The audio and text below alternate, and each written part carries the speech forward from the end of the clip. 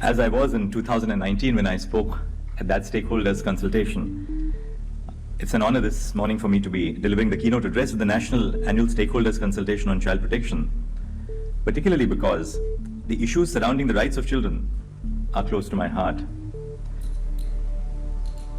Everything that you're going to discuss over the next day and a half or 2 days is part of a week's work in the life of a judge.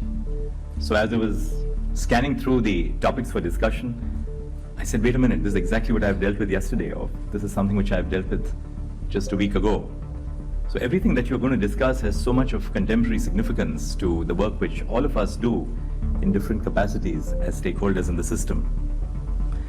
At the outset, I must congratulate the Supreme Court Committee on Juvenile Justice, headed by Justice Bhatt, for conceptualizing and organizing this conference. The Supreme Court's Committee on Juvenile Justice has spearheaded multiple efforts aimed at protecting minors, including during the COVID-19 pandemic, when it monitored the action being taken to secure the safety of children who were orphaned due to the pandemic. This year's theme for the national consultation is the implementation of the Protection of Children from Sexual Offences Act of 2012, POCSO, as it is commonly known.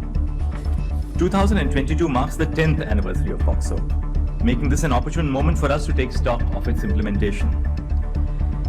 When I heard of the theme for the annual stakeholders consultation, I cannot but be reminded of the incomparable words of Nelson Mandela on the occasion of the launch of the Nelson Mandela Children's Fund. He said, "There can be no keener revelation of a society's soul than the way in which it treats its children." If we are to introspect, there's much in our souls that needs attention. There's much truth to this statement. World over, children are the voiceless victims of physical, emotional, and sexual violence, and India is no exception to this phenomenon. The enactment of the POCSO Act in 2012 was a watershed moment in the history of child rights in India, because it finally provided a specialized mechanism for the adjudication of sexual crimes concerning children, while prioritizing the best interests of the child. It is gender-neutral legislation which provides for in-camera trials, support persons for the child, child-friendly cross-examination practices, and the protection of the identity of the child. The enactment of the POCSO Act, however, is only a first step in a long journey. The families of child victims are immensely hesitant to file a complaint with the police. So we must be very careful about entrusting excessive powers to the police. The slow pace of the criminal justice system is undoubtedly one of the reasons for this, but other factors play a significant role as well. Issues concerning the sexual abuse of children continue to be plagued by immense stigma. There exists a culture of silence which stems from shame and conceptions of family honor, which we too so often confront in our courts. Two harmful stereotypes contribute to entrenching this culture of silence. The first is the stereotype that only the girl child can or is likely to be sexually abused. The second stereotype is that the perpetrator is a stranger. Research has consistently demonstrated both that boys are at equal risk for sexual abuse and that the perpetrator is known to the victim in an overwhelming number of cases and may be an immediate family member, caretaker, or neighbor. The sexual abuse of children, therefore, remains a hidden problem. If the parents of the child do not wish to report the issue, the child is left without a voice and can exercise little agency. But then there are children who have no parental support because they are pretty much left on the streets where they have no protectors. In that sense, the guardian of the child quite literally guards the rights of the child. While the mandatory reporting requirement in the POCSO Act is aimed at addressing the issue of underreporting, it is essential to ensure that this does not prevent access to health care. Therefore, in my judgment for the Supreme Court, I recognize this principle in X versus the Principal Secretary Health and Family Welfare Department of the NCT of Delhi, where we ruled that registered medical practitioners need not immediately disclose the name of the minor to the authorities in case where the minor seeks an abortion but does not wish to be involved with the criminal justice process until access to healthcare is received. Exposure to sexual violence at an early age leads to severe trauma and impairs cognitive development. It has lifelong ramifications and limits the fullness with which the child could have lived his life. Beyond the direct and profound cost to the victims, it affects their communities, disrupts social cohesion, and increases the burden on health, social welfare, and criminal justice systems. The Delhi Commission for the Protection of Child Rights found that there is a high correlation between child rape and dropping out from school. The long-lasting implications of child sexual abuse make it imperative for the state and other stakeholders to create awareness regarding the prevention of child sexual abuse, its timely recognition, and the remedies available in law and otherwise. Children must also be taught the difference between safe touch and unsafe touch. While this was previously couched as the good touch and the bad touch, child rights activists have urged parents and others to use the words safe and unsafe because the word good and bad have moral implications, especially for children, and may prevent them from reporting abuse. The use of professional counseling services must also be encouraged, especially because many parents are unaware that this can help the child deal with trauma. Above all, there is an urgent need to ensure that the so-called honor of the family is not prioritized over the best interests of the child. The state must encourage families to report cases of abuse, even where the perpetrator is a family member. It is an unfortunate fact that the manner in which the criminal justice system functions sometimes compounds the victim's trauma. The executive must therefore join hands with the judiciary to prevent this from happening. The research project conducted by the Center for Child Rights and Juvenile Justice of the National Law University, Delhi, revealed that judges assigned to the POCSO courts reported insufficient infrastructure and the low availability of trained support personnel. Many FIRs which were evaluated in the research project invoked the incorrect provisions of the POCSO Act, which concerned less serious offences than the one which was complained of. Finally, compensation of financial assistance was provided in a minority of cases. The revelations of this report suggest an urgent need for all branches of the state to ensure that the police and support personnel are properly trained, that adequate infrastructure is available, and that compensation is disbursed in a timely fashion. To this end, model guidelines for vulnerable witnesses deposition centers were circulated to all the high courts, as directed by the Supreme Court in Smriti Tukaram Badade versus State of Maharashtra. Vulnerable witness deposition centers are in the process of being set up across the country. The installation of these centers is in line with the United Nations Guidelines on Justice in Matters Involving Child Victims and Witnesses of Crime 2005, which recognizes that child-sensitive procedures such as these centers form a part of the child's right to be protected from hardship during the justicing process.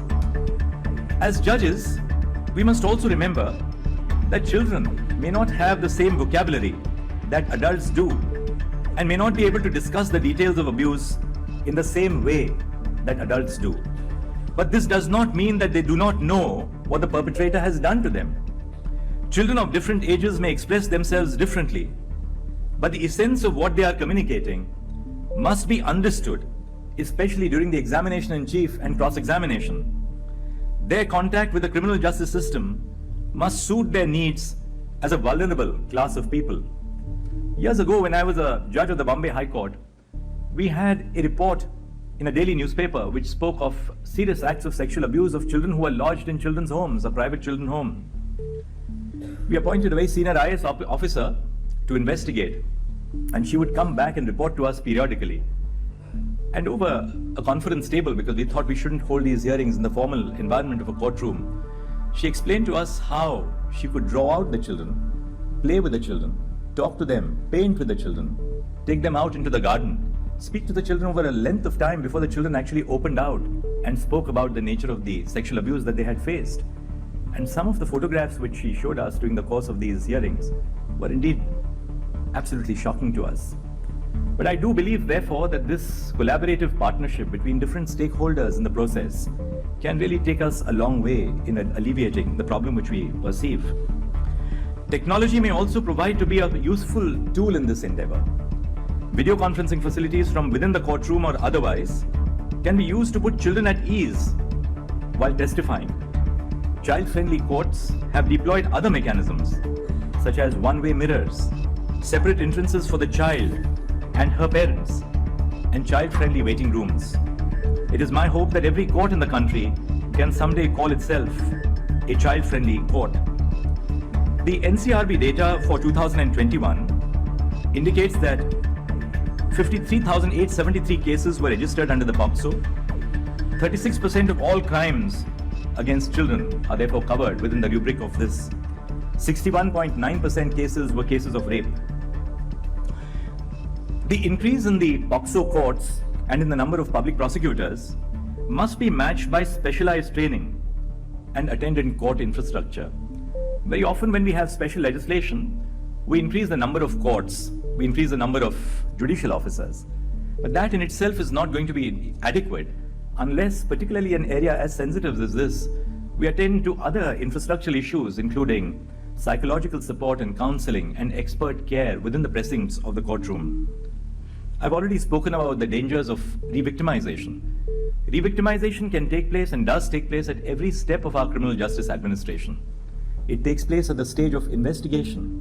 And that's why I spoke about the dangers of entrusting too great a power to the police to decide as to whether a crime has or has not been committed, or whether a cognizable offense should or should not be registered. Because re-victimization can take place at the stage of the investigation itself. Second, re-victimization takes place during the course of the trial itself, by the kind of procedures which we follow, by the kind of practices that we follow in the course of examination or cross-examination. Re-victimization takes place in terms of the ambient environment which we create in these trials. Re-victimization takes place in the course of rehabilitation.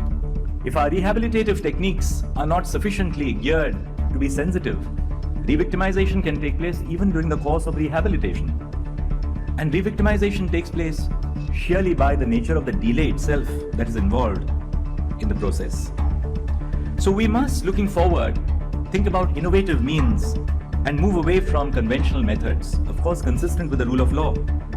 The curricula of schools, of police and the judicial academies have to be evolved, and we must have a national model, particularly for the state judicial academies. Child psychology and techniques for communication must be focused upon when we train our own judges and public prosecutors. Finally, I note that one of the topics for the panel discussions today is to do with the judgments of POCSO courts in quote-unquote romantic cases, or cases where consenting adolescents engage in sexual activity. As you are no doubt aware, the POCSO Act criminalizes all sexual activity for those under the age of 18, regardless of whether consent is factually present between the two minors in a particular case, because the presumption of the law is that there is no consent in the legal sense below the age of 18. In my time as a judge, I've observed that this category of cases poses difficult questions for judges across the spectrum. There's a growing concern surrounding this issue, which must be considered by the legislature in view of reliable research by experts in adolescent healthcare. I think I should leave this topic right there because it's something which is very vexed, as we see in the courts every day that we deal with these cases. On that note, I would really end my speech this morning. I'm certain that this national consultation will be a success and that all the participants will learn from one another. My grateful thanks to the Ministry of Women and Child Development and to UNICEF for providing their support to the event, and I assure you that the Supreme Court will extend every form of support, whether in terms of our jurisprudence or in terms of our administrative care, for ensuring the success of our mission over the next year. Thank you.